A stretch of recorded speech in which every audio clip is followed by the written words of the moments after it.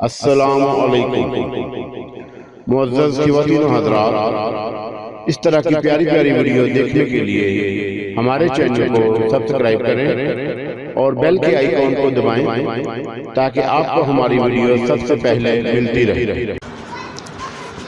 अस्सलामु अलैकुम दोस्तों, पेशे खिदमत है पुजारी एपिसोड नंबर 02। जेल से बाहर आया तो सब कुछ अजनबी अजनबी लग रहा था। कोई बात समझ में नहीं आ रही थी। सारे शहर का नक्शा बदल चुका था। ना जाने किस किस तरह जतन करके वो अपने घर तक पहुंचा। घर के नक्शे में भी तब्दीली थी, लेकिन बहरहाल उसने अपना घर पहचान लिया था और धड़कते दिल के साथ उसने घर के दरवाजे की बेल बजाई। उधेड़ उम्र का एक आदमी बाहर निकला और उसे अजीब सी निगाहों से देखने लगा। क्या बात है भाई, उसने सवाल किया। वो यहाँ बद्रीनाथ रहता था। उसके बच्चे, कब की बात कर रहे हो भाई? 8 साल से तो हम यहाँ रह रहे हैं और यहाँ कोई बद्रीनाथ कभी नहीं रहता था। आप लोग रहते हैं? बद्रीनाथ मायूसी से बोला। हाँ, और हमने, मेरा मतलब है कि मेरे बेटे ने ये घर पिंडत कृपाराम से ख़रीदा था और कृपाराम कब से यहाँ रहते थे हमें नहीं मालूम। बड़ी मेहरबानी भाई, बद्रीनाथ ने कहा। यहाँ से मायूस होने के बाद उसने भगवती प्रसाद के घर का रुख किया था। बच्चे भगवती प्रसाद के पास ही होंगे, उसने सोचा था। भगवती प्रसाद के बारे में पता चला कि कोई 11-12 साल पहले उन्होंने ये घर बेच दिया और कहीं चले गए। कहाँ गए उसका कोई पता नहीं। उसने ठंडी सांस ली और वहाँ से भी वापस पलट पड़ा। अब कोई ठिकाना नहीं रहा था। कोई ऐसी शक्ति नहीं थी उसके पास जिससे वो अपने बच्चों के बारे में मालूम कर सके। फिर रेलवे के शेड में एक बेंच पर बैठे बैठे उसने सोचा कि उसने बच्चों का क्या अचार डालना है। शरदा ने बच्चों को भी ज़हनी तौर पर उससे बिल्कुल दूर कर दिया था। अब तो वो जवान हो गए होंगे, सब कुछ भूल गए होंगे। भगवती प्रसाद अगर जिंदा भी हुए तो उन्होंने कौन सा बच्चों को याद दिलाया होगा। बेकार है सब कुछ। ज़िंदगी के जितने दिन बाकी हैं तन्हा ही गुजारने होंगे। और फिर वो सड़कों पर मारा मारा फिरने लगा। जो थोड़े बहुत पैसे उसके पास थे उन्हें खर्च करता रहा। कहीं दिल नहीं लग रहा था। इस शहर की हवाएं उसे जहरीली लग रही थीं। वो बस इधर उधर मारा मारा फिरता। हुलिया इतना ख़राब हो चुका था कि बाद औक़ात तो लोग उसे फ़कीर समझकर पैसे देने की कोशिश करने लगते। वो हाथ जोड़कर उनसे कहता कि भाई, मैं फ़कीर नहीं हूँ, मुझे कुछ नहीं चाहिए। एक दिन रेलवे स्टेशन पर बैठा हुआ था। एक ट्रेन आई, उस पर चढ़ गया और डब्बे में जा बैठा। थोड़ी देर के बाद ट्रेन चल पड़ी। सफ़र जारी रहा। टीटी ने भी उसे फ़कीर समझ लिया था, चुनाचा उससे टिकट भी नहीं मांगा। बराबर में बैठे हुए एक घराने ने खाने के वक्त उसे खाने के लिए दिया, पूरियां भाजी, और उसने दोनों हाथ फैलाकर ये चीज़ें ले लीं। सफ़र जारी रहा। उस वक्त रात के 3 बजे थे जब ट्रेन एक स्टेशन पर रुकी। बस यूं ही उसने बाहर निगाह डाली। रेलवे स्टेशन पर जो बोर्ड लगा हुआ था उस पर गगनपुरी लिखा हुआ था और अचानक ही उसे चरण नंदी की बात याद आ गई। कोई मंजिल तो थी नहीं, कोई ठिकाना तो ना था कि कहीं मखसूस जगह जाकर रुकता। गगनपुरी पर उतर पड़ा और उसे 2 मंदिरी के बारे में भी याद था। स्टेशन पर चंद और मुसाफिर भी उतरे थे। ट्रेन थोड़ी देर के बाद आगे बढ़ गई और वो इधर उधर देखने लगा। यहाँ सर्दी कुछ ज़्यादा थी और वैसे भी पहाड़ी मकाम था और स्टेशन के खुले हुए हिस्सों से दूर दूर तक धुंध में लिपटी हुई पहाड़ियाँ नज़र आ रही थी। गगनपुरी, 2 मंदिरी। चलो भाई, दुनिया में अपना कोई ठिकाना तो है नहीं, देख लेते हैं कि ये 2 मंदिरी भी क्या चीज़ है। ये सोचकर वो रेलवे स्टेशन से बाहर की जानब चल पड़ा। शहर जैसा भी था, साफ सुथरा था। रात के 3 बजे थे। स्टेशन के सामने वाली सड़क पर दोनों तरफ लाइटें लगी हुई थी। उसने सोचा कि रात के 3 बजे तो कहीं जाना मुनासिब नहीं। एक जगह बरगद के दरख्त के नीचे कुछ लोग लंबी तान कर सो रहे थे और वो भी उसी बरगद के दरख्त की जानब बढ़ गया और उसने अपने लिए भी एक जगह मुंतखब कर ली। कुर्बो जवार में सुर्ख ईंटें पड़ी हुई थी। एक ईंट सर के सरहाने रखकर वो लेट गया और सोचों में डूब गया। चरणनंदी की बातें उसके दिमाग में आ रही थी और वो सोच रहा था कि 2 मंदिरी मंदिर को देखेगा कि वो है क्या चीज़। दिल में कोई उमंग नहीं थी, ना उम्मीदी और परेशानियों ने इस तरह सारे वजूद को जकड़ रखा था कि बस थकन थकन और सिर्फ थकन। उस थकन के अलावा उसकी ज़िंदगी में कुछ बाकी नहीं रह गया था। लेकिन दिल के किसी गोशे में एक उम्मीद ज़रूर थी कि जिए और जीता रहे। पता नहीं क्यों ये एहसास उसके दिल में मौजूद था। दुनिया ने उसे जो कुछ दिया था वो बहुत ही भयानक था। कभी कभी उसके दिल में ये एहसास उभरता कि अपने साथ होने वाली नाइंसाफ़ियों का इंतकाम लड़े इस दुनिया से। लेकिन अपने कमज़ोर और नहीफ वजूद को देखकर उसे अपने ख्याल पर खुद ही हंसी आ जाती। मैं तो वो कुचला हुआ इंसान हूँ जिसके अंदर जीने का ही हौसला बेदार हो जाए तो बड़ी बात है। भला मैं किसी से क्या इंतकाम ले सकता हूँ। कभी कभी वो ख्वाब देखने लगता था, ऐसे ख्वाब जिनमें वो एक इंतहाई ताकतवर इंसान की हैसियत से हवा और उस दुनिया के उसके सामने बेबसी से कहके लगा रही हो। ऐसे ख्वाब उसे ज़िंदगी का हौसला देते थे। काश के कहीं से इन ख्वाबों की तकमील हो जाए। शहर गगनपुरी एक खूबसूरत पहाड़ी शहर था। दूसरी सुबह वो एक कमज़ोर और लाचार इंसान की हैसियत से वहाँ से आगे बढ़ गया। जेल से जो उसे थोड़ी बहुत रकम मिली थी वो अभी तक उसके पास मौजूद थी। शक्ल सूरत ही से फ़कीर मालूम होने लगा और अभी तक लोग उस पर तरस खाते रहे थे और इस एहसास ने भी उसे दुखी कर दिया था। और अब तो नौबत ये आ गई कि लोग उसे भीख देने लगे। गर्ज ये कि ज़िंदगी से बड़े दुख मिले थे उसे और दूसरे दिन गगनपुरी में निकल गया। दो मंदिरी के बारे में उसे बहुत सी जगहों से मालूमात हासिल हुई और फिर वो एक ऐसी जगह पहुंचा जहां से दो मंदिरी को देखा जा सकता था। खासी बुलंदी पर था। यहाँ भी वही कहानियाँ थी। दो मंदिरी में एक तरफ नेकी का देवता विष्णु और दूसरी तरफ का इलाका भूत कंडल कहलाता था। ये खासी मशहूर जगह थी और लोग अक्सर यहाँ आया करते थे। भूत कंडल के दामन में गहरी खाई थी जहाँ पहले से मालूमात के मुताबिक नामुरादियों और महरूमियों का शिकार मायूस नौजवान और अपनी असमतों के मोती लुटाने वाली दो शेज़ाएँ खुदकुशी के लिए आ जाया करती थी। और वह उस बुत के आगे खुदकुशी करने से पहले सजदा रेज होते और अपनी रूहों के निजात के लिए दुआएं मांगा करते और फिर उसकी 16 बार आँखों से निकलती हुई शुआओं से मशहूर होकर उस चोटी से छलांग लगा दिया करते थे। बहरहाल ये सारी कहानियाँ उसने सुनी। दिल में जो एहसास था और जो चरण नंदी ने कहानियाँ सुनाई थी वो उसके जहन में ज़िंदा हो गई। और फिर सरे शाम ही हल्की हल्की बूंदाबंदी होने लगी। माहौल में तारीकी छा गई। लेकिन उसे इन तमाम बातों की परवाह नहीं थी। रात के घूर अंधेरे में बिजली के कोंदों का सहारा लेता हुआ वो एक पुरअसरार साए की मानद पहाड़ की बुलंदियों की जानब रेंगने लगा। रफ्तार बहुत ज़्यादा तेज़ नहीं थी लेकिन उसके ऊपर एक अजीब सी दीवानगी सवार थी। ऐसे लगता था कि जैसे बादलों की घन गर्ज और मूसलाधार बारिश का शोर उसके लिए कोई अहमियत नहीं रखता, जो थोड़ी देर पहले ही शुरू हुई थी। आखिरकार पहली चोटी पर किसी हद तक दम लेकर वो इस वीरान मंदिर की जानब चल पड़ा जो ना जाने कितने ज़माने से यहाँ मौजूद था। यहाँ रात तो रात दिन के सन्नाटे में भी इधर से गुजरते हुए दहशत की थरथरी बदन में दौड़ जाती थी। और फिर उसके अलावा उसके बारे में जो पुरअसरार रवायतें सुनी थी उसने वो अपनी जगह एक अलग हैसियत रखती थी। वो एक पुरअसरार साए की तरह बिजली की चमक में लिबादा ओढ़कर एक बदनुमा शक्ल इख्तियार कर चुका था। लंबे कदों कामत का मालिक, कमज़ोर और नहीफ उम्र रसीदा झुर्रियों से भरा हुआ चेहरा लिए वो आहिस्ता आहिस्ता मंदिर की शिकस्ता दीवारों के दरमियान से गुजरता हुआ आखिरकार उस दो मंदिरी में दाखिल हो गया। उसके बारे में उसने कोई फ़ैसला नहीं किया था कि वो कौन से दरवाजे से अंदर जाएगा। बस जो पहला दरवाज़ा उसे नज़र आया वो उसी से दाखिल हो गया और फिर उसने उस मुजस्मे को देखा। तकरीबन 8 फुट बुलंद ये देव कामत मुजस्मा पत्थरों से तराशा गया था। इंतहाई भयानक चेहरा, लंबे नोकीले दांत, शोले बरसाती आँखें, बड़े बड़े नाखून और बाहर को निकली हुई ज़ुबान। कहा जाता था कि देवताओं ने किसी ख़ास दिन उस शैतान को यहाँ कैद कर दिया था और उसके बाद से उसने यहीं अपना मस्कन बना लिया था। वो उस खौफनाक मुजस्मे को देखता रहा जिसे देखकर दिल पर इंतहाई हैबत तारी हुई थी और फिर वो घूम कर दूसरी तरफ आया। यहाँ विष्णु भगोनत का मुजस्मा मौजूद था। आहिस्ता आहिस्ता उसके अंदर एक एतमाद और खुददारी बेदार होती चली गई।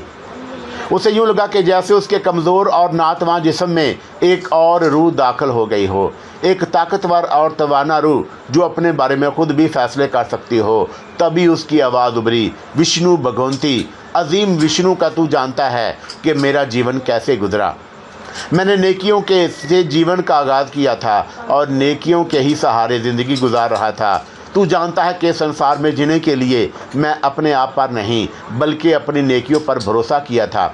मेरे माता ने मेरे लिए जो कुछ किया और कहा और मैंने उसे अपने जीवन का मकसद समझ लिया, पर मेरा जीवन जिस तरह से भी गुजरा तू जानता है। मैं नहीं जानता विष्णु भगवान के मुझे क्या करना चाहिए।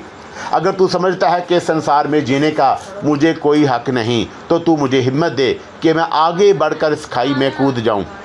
तू जानता है कि मेरा सारा जीवन ज़ख्मों से चूर है। ना तो मेरी ज़िंदगी में कोई साथी है, मेरे बच्चे भी मुझसे छिन गए, मेरी चलती फिरती लाश मेरे लिए बोझ बनकर रह गई है। और आज मैं ये तय करके निकला हूँ कि मेरा फ़ैसला या तो तू करेगा या फिर भूत कंडल का बासी, सांवली, महासांवली, विष्णु भगोनत। अगर तू मुझे खुद नहीं मिलता तो मैं अपनी नापाक रूह सांवली के हवाले करके मुतमिन हो जाऊंगा। बोल मेरे लिए क्या फ़ैसला किया है। उसने कहा और घुटने टेक कर अपनी निगाहें विष्णु के बुत के पथरीले जिस्म की जानब मरकूज़ कर दी। लेकिन ना तो कोई तब्दीली हुई ना ही कोई आवाज़ उभरी। अलबत्ता आसमान पर बिजली ज़ोर शोर से कड़क रही थी और बादलों की गर्ज से पहाड़ियाँ गूंज रही थी। वो प्यासी निगाहों से विष्णु भगोनत को देखता रहा और फिर अपनी जगह से उठकर दूसरी तरफ आ गया। खौफनाक मुजस्मा उसे अजीब सी निगाहों से देख रहा था। तब उसके मुंह से आवाज़ निकली, भूत कुंडल के बासी, बुराइयों के मरकज़ में जानता हूँ कि तू बुराई का देवता है, तू सांवली है, तू गुनाहों का मस्कन है, मगर मैं तेरे दामन में पनाह लेना चाहता हूँ। विष्णु भगोनत ने मुझे कोई सहारा नहीं दिया, तो ए मरदूद मुझे तेरे दामन की पनाह चाहिए। बोल क्या तू मेरी बेकरार रूह की कुर्बानी कबूल कर सकता है। बोल मुझे जवाब दे। और उसी वक़्त महाबुत के शिकस्ता गुंबद में एक आवाज़ उभरी, हाँ मैं तुझे अपने चरणों में स्वीकार करता हूँ। उसकी निगाहें बुत के चेहरे पर पड़ी तो उसने देखा कि उसकी आंखों से चिंगारियाँ निकल रही थी और उसकी थोतनी से लटके हुए होंठ हिल रहे थे। हज़ारों लाखों साल से तेरे जैसे मेरे चरणों में आते हैं और मेरे सामने अपने गुनाहों का इकरार करके अपनी बेकरार रूह का तोहफ़ा पेश करते हैं। तूने भी ऐसा ही किया है। मैं अपनी रियाया में ज़्यादा से ज़्यादा इजाफ़ा चाहता हूँ। तूने मेरे हजूर अपनी रूह का तोहफ़ा पेश किया है, इसलिए मेरे कर्म का दरिया तेरे लिए जोश में आ चुका है और मैं तुझे कुत्ते की मौत मरने की बजाय एक रंगीन ज़िंदगी बख्शने का इरादा रखता हूँ। एक ऐसी तवील तरीन ज़िंदगी जो हैरत अंगेज़ होगी। और सिर्फ यही नहीं बल्कि हुस्न लाजवाल के साथ तेरे शबाब की वापसी। दौलत, बेपनाह दौलत, ऐशो इशरत, ताकत, जाहो हशमत, वो जो कुछ तुझे कभी नहीं मिला, क्या समझा। और मैं तुझे वो सब कुछ देने को तैयार हूँ। ये कोई धोखा नहीं था, कोई ऐसी आवाज़ नहीं थी कि जो उसके अंदर से उभरी हो, बल्कि हैबतनाक मुजस्मा अपनी आवाज़ में बोल रहा था। क्या तू मुझे धोखा दे रहा है? सांवली, भूत कंडल के बासी, बोल क्या तू मुझे धोखा दे रहा है? मेरी मजबूरियों का मजाक उड़ा रहा है? क्या तू नहीं जानता कि तेरे भगवान के बाद मैं दूसरी लामहदूद ताकतों का मालिक हूँ? क्या मेरे बारे में तूने नहीं सुन रखा कि भगवान मेरे बारे में खुद आजिज़ है? फरिश्ते अब भी मुझसे खौफ खाते हैं। क्या तू नहीं जानता कि इस वक्त तेरे इस संसार में सबसे बड़ी हुकूमत मेरी ही है? क्या तू नहीं जानता कि खुदा के बंदे अब खुदा की खुदाई से निकलकर मेरी खुदाई का इकरार करने लगे हैं? क्या तू नहीं जानता कि सारी नेकी की कुव्वतें मेरे आगे साथ झुकाकर खड़ी हो गई हैं? संसार में हर जगह मेरा ही बोलबाला है। ये कहकर भूत कंडल के बासी ने एक बेहानक कहका लगाया और पहाड़ों की चोटियां थर्रा उठीं। बूढ़ा बद्रीनाथ घबराकर सजदे में गिर गया। तभी दोबारा वो आवाज़ उसे सुनाई दी, खड़ा हो जा बद्रीनाथ, खड़ा हो जा, उठ जा। आज से तू मेरे चेलों में से एक ख़ास चेला शुमार कर लिया गया है, क्या समझा? बद्रीनाथ आहिस्ता आहिस्ता ज़मीन से उठकर खड़ा हो गया और उसके कदम डगमगा रहे थे, आवाज़ थरथरा रही थी। फिर उसने कहा, बता ए अजीम ताकत, मुझे क्या करना है? मुझे वो रास्ता दिखा जिसका तू मुझसे वादा कर रहा है। सुन, जो कुछ मैंने तुझसे कह रहा हूँ उसे गौर से सुन। तुझे 7 अछूत कंवारियाँ मेरे हजूर भीड़ चढ़ानी हैं। वो पाक दामन दोशेज़ आएँ जो तेरे दामे मोहब्बत में दिलो जान से गिरफ़्तार होकर अपने तन मन धन सब कुछ तेरे चरणों में निछावर कर दें, और उसके लिए मेरा पूरा तावन तुझे हासिल होगा। तुझे नई ज़िंदगी, नई जवानी मिलेगी और तेरे हुस्न में एक ऐसी मकनातीसी कुव्वत पैदा हो जाएगी कि जिसकी ताब लाना कंवारियों के बस की बात ना होगी। मगर शर्त यह है कि तेरे कदम ना डगमगाएं। तू उन्हें धोखा देता रहे और गज़ब ही गज़ब होगा, गज़ब ही गज़ब। तूने अपनी ज़िंदगी जिस अंदाज में गुजारी है, लोगों ने तेरे चेहरे का जितना मजाक उड़ाया है, खुद तेरी बीवी ने जो निगाहें भरकर तुझे नहीं देखती थी, तुझे ठुकराया है। अब तुझे उसका पूरा पूरा सिला मिलेगा। जो कोई तुझे देखेगा तेरा दीवाना हो जाएगा, और ये तेरी नहीं मेरी कुव्वत होगी। और जैसा कि मैंने तुझसे कहा कि मुझे 7 पाक दामन दोशेज़ाओं का बलिदान देना होगा, उनकी कुर्बानी देनी होगी मुझे। क्या कहा, बोल, क्या तुझे ये बात मंजूर है? 3 बार अपने मुंह से मंजूर है, मंजूर है, मंजूर है कह। हाँ, मुझे मंजूर है, मुझे मंजूर है, ए अजीम ताकत, मुझे मंजूर है। और बूढ़ा बदरी कांपता हुआ बोला, और उसके बाद तू जो कुछ होगा वो एक कमाल की शख्सियत होगी। तेरा हुस्न, तेरा शबाब, तेरी दौलत लाजवाल बन जाएगी, ऐसी कि दुनिया उसे देखेगी और तुझ पर रशक करेगी। क्या कहता है? मुझे ये कुर्बानियाँ कहाँ और किस तरह देनी होंगी? महासामली, इसी जगह, यहीं मेरे कदमों पर भूत कंडल के बासी की आवाज़ उभरी। मगर कैसे, किस तरह देनी होगी ये कुर्बानी? और उसके लिए तुझे फ़िक्रमंद नहीं होना चाहिए। और कुछ ए अजीम, और कुछ? हाँ, अपना हाथ मेरे हाथ में दे और वादा करके तू अपने अहद पर कायम रहेगा। मुजस्मे को एक बार फिर हरकत हुई और बूढ़े बद्रीनाथ ने अपना कांपता हुआ हाथ आगे बढ़ा दिया। मैं वादा करता हूँ ए अजीम ताकत कि मरने वक्त तक अपने कौल से नहीं फिरूँगा।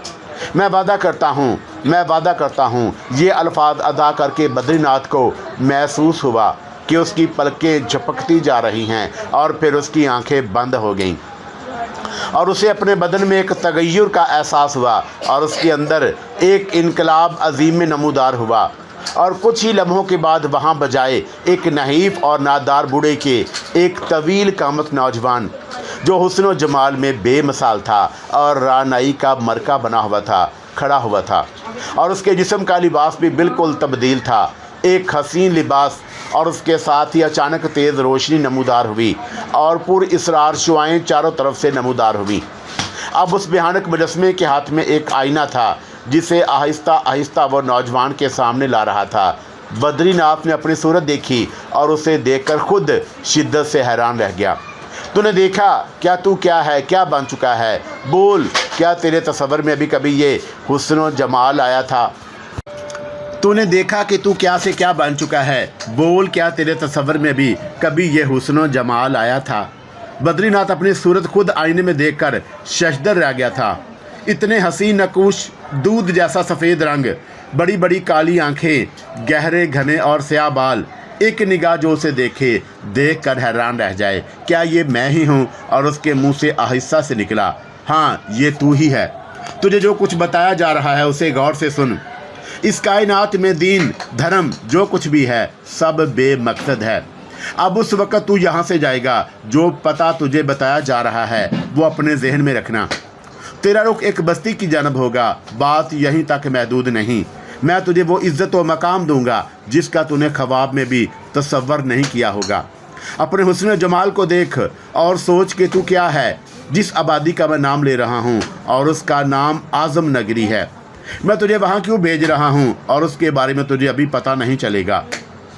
ये तफसील मैं तुझे बाद में बताऊँगा। हाँ, कुछ और बातें तुझे बताई जा रही हैं।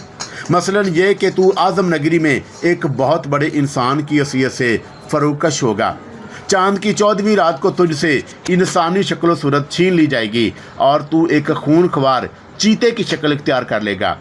उस रात तू अपनी कमीनगाह से बाहर निकलेगा और चांद नज़र आते ही तू आस पास की बस्तियों में चीर फाड़ शुरू कर देगा। तबाही और बर्बादी फैलेगी। जिस कदर इंसानों को अपनी दहशत और खून रेजी का निशाना बना सकता है तो ये काम करेगा। उस वक्त तेरे जिस्म पर ना गोली असर करेगी, ना बम, ना कोई और हथियार। तू जो ख्वाहिश करेगा वो पूरी होगी। और जब तू देखेगा कि चांद डूब रहा है और रोशनी होने वाली है तो सीधा कमीनगाह यानी इस घर का रुख करेगा जो तेरे लिए मखसूस कर दिया गया है। ये तेरा पहला अमल है। और सुन, अब उसके बाद जब तू यहाँ से जाएगा और जो कोई तुझे मिलेगा तू समझ ले कि वो मेरा हरकारी होगी। और उसकी पहचान ये है कि उसकी आंखों का रंग गहरा सब्ज होगा और होंठ किसी बैरूनी मदद के बगैर बिल्कुल सुर्ख। ये समझ ले कि ये तेरे लिए मुकम्मल तौर पर मखसूस कर दी गई है। और जब तू पहाड़ से नीचे उतरेगा तो वो ही तेरा इस्तकबाल करेगी। बोल और कोई ऐसा सवाल जो तेरे जहन में गर्दिश कर रहा हो। हाँ, जो कुछ मैंने देखा है महान गुरु वो ऐसा है कि उसके बाद भला और किसी शय की ज़रूरत रह जाती है। सोच ले, रहम नहीं खाएगा कभी किसी पर, 7 कवारियों को मेरी भीड़ चढ़ाएगा। बस यही तेरी जिम्मेदारी है। अब जा, पहाड़ की उन बुलंदियों से नीचे उतर। बारिश अभी थोड़ी देर बाद रुक जाएगी, लेकिन तुझे अब नई जिंदगी का आगाज़ मुबारक। भूत कंडल से तू जो कुछ लेकर जा रहा है समझ ले कि बहुत कम ऐसे होते हैं जिन्हें ये मकाम मिलता है। अचानक ही तमाम रोशनियां बुझ गईं। यूँ लगा जैसे किसी जगमगाती हुई जगह की लाइट चली गई हो। लेकिन वो देख रहा था कि उसे सब कुछ नजर आ रहा था। वो बद्रीनाथ अब रहा ही नहीं था और ना जाने क्या से क्या बन गया। भूत कंडल में महान गुरु ने उसे आईना दिखाया था और उस आईने में बद्रीनाथ ने अपना जो सरापा देखा था वो नाकाबिल यकीन था। ऐसा खूबसूरत, ऐसा जवान राना भला किसी ने ख्वाब में भी देखा होगा। और उसने वापसी के लिए कदम बढ़ाए और वापस आकर उसने विष्णु भगवान का मुजस्समा देखा और उसे ऐसा लगा जैसे विष्णु भगवान की गर्दन झुकी हुई हो। पता नहीं ये उसका एहसास था या फिर ज़माने की हवा। बहरहाल वो पहाड़ी से उतरने लगा। एक एक कदम मजबूत, बदन तवानाई से भरपूर। 2 मंदिर में उसे न जाने क्या से क्या मिल गया था। और अब ये तो विष्णु भगवान या उसकी तकदीर ही जानती थी कि जो कुछ उसे मिला था उसका नतीजा क्या होने वाला था। पहाड़ की बुलंदियां उतरते हुए उसे कोई दिक्कत नहीं हुई। अलबत्ता अभी सुबह की रोशनी पूरी तरह नमूदार नहीं हुई थी। माहौल पूरी तरह रोशन नहीं था। आसमान पर अब भी बादल छाए हुए थे और वो इधर उधर निगाहें दौड़ाने लगा। तब भी उसे एक जगह रोशनी सी नजर आई और ये मदम मदम सी सफ़ेदी थी, लेकिन उसके अलावा यहाँ कोई रोशनी नहीं थी। महान गुरु ने उसे बताया था कि नीचे उसे कोई मिलेगा। चुनाचा सांवली के कहने के मुताबिक वो उस रोशनी की जानब चल पड़ा और रोशनी जिस जगह हो रही थी वहाँ एक शानदार लैंड क्रूज़र खड़ी हुई थी और लैंड क्रूज़र रुकी। ड्राइविंग सीट पर लंबे कदू कामत की एक खूबसूरत औरत जिसकी उम्र 30-32 साल के करीब होगी मौजूद थी। और सबसे बड़ी पहचान उसकी ये थी कि उसकी आंखों की जगह 2 सब्ज़ रंग के मदम मदम बल्ब रोशन थे। और ये भी एक नाकाबिल यकीन सी बात थी कि वो रोशनी उसकी आंखों ही से फूट रही थी। उसने मुस्कुराते हुए उसका खैर मकदम किया और बोली, आज़म नगरी के सबसे दौलतमंद इंसान, आज़म नगरी के सबसे खूबसूरत जवान दलेर शाह का मैं खैर मकदम करती हूँ। दलेर शाह? और बद्रीनाथ ने हैरानी से कहा, हाँ बद्रीनाथ, अब तुम अपना नाम हमेशा के लिए भूल जाओ। ना जाने कितने नाम तुम्हें इख्तियार करने पड़ेंगे। तुम दलेर शाह हो। आज़म नगरी में अपना पहला फ़र्ज़ पूरा करते करते तुम्हें दलेर शाह की ही हैसियत हासिल होगी। आओ मेरे साथ बैठ जाओ, औरत ने कहा और बद्रीनाथ उसकी बराबर वाली सीट पर बैठ गया। खूबसूरत और स्मार्ट औरत ने लैंड क्रूज़र स्टार्ट की और बेआवाज़ लैंड क्रूज़र आगे बढ़ गई। बद्रीनाथ के पास अभी सोचने के लिए बहुत कुछ मौजूद था। उसने औरत को सिर्फ एक सवाल किया, और अगर मुझे तुम्हें किसी नाम से पुकारना हो तो मैं तुम्हें किस नाम से पुकारूं? उसने कहा कि सनालिया। औरत ने जवाब दिया, सनालिया। बद्रीनाथ ज़ैरे लब बड़बड़ाया, हाँ, और अब चौंका, तुम नए दौर और नई दुनिया में सांस ले रहे हो, इसलिए तुम्हें एक मॉडर्न ज़िंदगी गुजारना होगी। सनालिया तुम्हारी सेक्रेटरी है। मैं ज़रूरत के वक्त ही तुम्हारे पास आया करूँगी, बाकी तुम्हें और बहुत से मराहल से खुद गुजरना होगा। बद्रीनाथ ने कोई जवाब नहीं दिया। लैंड क्रूज़र का सफ़र कोई 25 मिनट तक जारी रहा और उसके बाद वो एक अंधेरे में डूबी हुई बस्ती में दाखिल हो गई थी। लेकिन जिस बड़ी इमारत के अजीम और शान गेट के सामने वो रुकी, उसकी शक्ल सूरत ही देखने के काबिल थी। दो दरबानों ने लैंड क्रूजर को देखते ही गेट खोला और साथ झुका दिए थे। लैंड क्रूजर अंदर दाखिल होकर पोर्च में रुक गई और सनालिया ने नीचे उतरकर उसका दरवाज़ा खोला। बद्रीनाथ भी नीचे उतर गया था और फिर वो पुरवकार कदमों से चलता हुआ सनालिया के साथ उस अजीमो शान इमारत के बड़े गेट में दाखिल हुआ और सनालिया उसे एक वसीओ अरीज कॉरिडोर से गुजार कर एक कमरे के दरवाजे तक ले गई और उसने बड़े पुरअदब अंदाज में दरवाज़ा खोला था और फिर कहा था, ये आपकी ख्वाबगाह है, दिलेर शाह अंदर तशरीफ़ ले जाइए। जैसा कि महान गुरु या महान सांवली ने आपको बताया, दिलेर शाह के दीन धर्म सब इंसान के अपने बनाए हुए हैं और ये महासांवली का नज़रिया है। चुनाचा नामों से कुछ फ़र्क नहीं पड़ता, अलबत्ता आपको तरीका वही इख्तियार करना होगा जो आपके नाम से मुताबिकत रखता है और आप ये भूल जाएंगे कि आप बद्रीनाथ हैं या आपने किस अंदाज में ज़िंदगी गुजारी है। मैं चलती हूँ, वो सामने आपका बिस्तर है, आराम से सो जाइए क्योंकि आपके थके हुए जहन को सुकून की सख्त ज़रूरत है। दिलेर शाह यानी बद्रीनाथ ने अचानक ये महसूस किया कि वाकई वो नींद की ज़रूरत महसूस कर रहा है। चुनाचा वो आहिस्ता आहिस्ता चलता हुआ उस अजीम शान बिस्तर के पास पहुंचा जो बहुत ही नरम और आरामदा था। बिस्तर पर बैठकर उसे कुछ अजीब सा एहसास हुआ और उसने तो ज़िंदगी भर कभी इस तरह का माहौल या बिस्तर नहीं देखा था। ये अच्छा हुआ या बुरा, और उसके बारे में सोचना बिल्कुल गलत था। उसने तो अपने आप को कसौटी पर रख दिया था। एक तरफ विष्णु भगोनत का मुजस्मा और दूसरी तरफ भूत कंडल का महासांवली। विष्णु भगोनत ने उसकी फरियाद नहीं सुनी थी, जबकि महासांवली ने उसे फ़ौरन ही अपने चरणों में स्वीकार कर लिया था। और यह हकीकत है कि दौर बदलते रहते हैं, नेकियां मदम पड़ती जाती हैं, बदी का दौर दौरा होता है। अब ये अलग बात है कि कुदरत इंसान से कुछ इस तरह का इम्तिहान लेती है और वो ख़ुद इंसान से क्या चाहती है। नेकी और बदी का फ़लसफ़ा बहुत ज़्यादा उलझ गया है। हम नेकियों की जानब कदम बढ़ाना चाहते हैं, लेकिन बदी हमारे गर्दन पर शिकंजा कायम करके हमें अपनी जानब खींच रही है। बहुत मुश्किल अमल हो गया है नेकियों के रास्ते इख्तियार करने का। बहरहाल वो लोग जो अपना सब कुछ लुटाने पर तैयार नहीं होते, वो नेकियों के रास्ते ही इख्तियार करते हैं और आखिरकार नेकियों के ये ढलान खूबसूरत फूलों से लदे हुए मैदानों में ख़त्म होते हैं, जहां एक हसीन ज़िंदगी इंतज़ार कर रही होती है और बदी आखिरकार गंदे और तारीक गढ़ों की जानब ही ले जाती है। बद्रीनाथ ने जो रास्ते अपनाए थे, अगर वो उनसे थोड़ा सा ग्रेज करता तो यकीनन विष्णु भगवान की तरफ से कोई ना कोई अमल ज़रूर होता। लेकिन वही बात, फ़ैसले की एक घड़ी ही तो सब कुछ होती है। यहीं से फ़ैसला गलत होता है और यहीं से सही होता है। बाद औक़ात माजी के अवामल भी फ़ैसला करने में बहुत बड़ा किरदार अदा करते हैं। अलबत्ता बिस्तर पर लेटकर उसने सोचा कि जो कुछ महान गुरु ने उसे दे दिया है, क्या वाकई ये सुकून के रास्तों का सफ़र होगा। इंसान आहिस्ता आहिस्ता ही ज़मीर की चुभन से आज़ाद होता है। बद्रीनाथ के साथ जो कुछ बीती थी वो बिल्कुल मुख्तलिफ थी। उसने बहुत ही सादगी के साथ ज़िंदगी का आगाज़ किया था। शरदावती के लिए वह बिल्कुल मुखलस था। अपनी बेटी कौशल और बेटे प्रदीप नाथ के लिए वो दिल में बहुत कुछ रखता था। लेकिन क्या हुआ, शरदा ने उससे बेवफाई की। हालांकि उसने शरदा और गफूर को ये इजाज़त दे दी थी कि वो उसकी ज़िंदगी से निकल जाएं। वो अपने बच्चों के साथ ज़िंदगी के रास्ते अपना लेगा, लेकिन उल्टा गफूर ने उसे ही हलाक करने की कोशिश की और फिर उसे सज़ा हो गई। सारी कहानी में उसे अपना कोई कसूर नज़र नहीं आया। ये तो वक़्त के फ़ैसले थे जो वक़्त ने उसके लिए किए। उसने खुद अपने बारे में कोई ऐसी बुरी बात नहीं सोची थी। बहर तौर उसने महासांवली के चरणों में सर झुका दिया था और अब महासांवली ने उसे जो कुछ दिया था उसे वही सब कुछ कबूल करना था। सुनालिया उसे यहाँ तक लाई थी। अभी उसे ना अपनी रहशगाह से कोई वाकफियत थी और ना इस माहौल से। वो नहीं जानता था कि वो यहाँ क्या हैसियत रखता है। सिर्फ एक नाम कबूल कर लेने से सब कुछ ठीक नहीं हो जाता।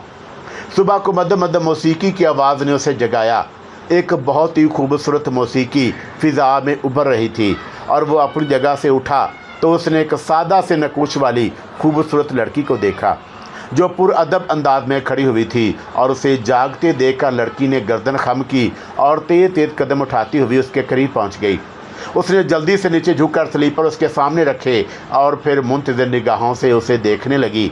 वो उठकर बैठ गया और उसने लड़की से पूछा, तुम कौन हो? आपकी खादमा जनाब, वो सामने गुसल खाने का दरवाज़ा है। आपका लिबास गुसल खाने में मौजूद है, मेरे लिए जो भी हुक्म हो।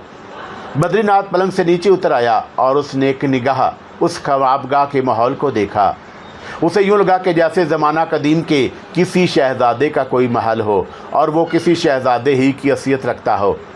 लड़की ने कई बार चोर निगाहों से उसे देखा था। वो पुरवकार शाहाना चाल चलता हुआ गुसल खाने के पास पहुंचा। गुसल खाना काबिल दीद था, जदीद तरीन चीज़ों से आरास्ता, जिनका इस्तेमाल तक उसको नहीं मालूम था। दरवाज़ा बंद करके उसने लिबास उतार दिया और फिर वो गुसल खाने के आलात पर तजर्बात करने लगा। बड़ा लुत्फ़ आया था उसे और पहली बार उसे इन तमाम चीज़ों से रग़बत महसूस हो रही थी। जब कुदरत ने उसे ये शानदार मौक़े अता किए हैं तो फिर उनसे गुरेज़ करना क्या मायने रखता है। चुनाचा खूब उम्दगी के साथ उसने गुसल किया। लिबास बहुत ही शाहाना किस्म का था और उसने ये लिबास पहना और फिर एक गाउन बदन पर डालकर गुसल खाने से बाहर निकल आया। दूसरे स्लीपर दरवाजे के बाहर रखे हुए थे और उस वक़्त एक और लड़की उसकी मुंतज़िर थी।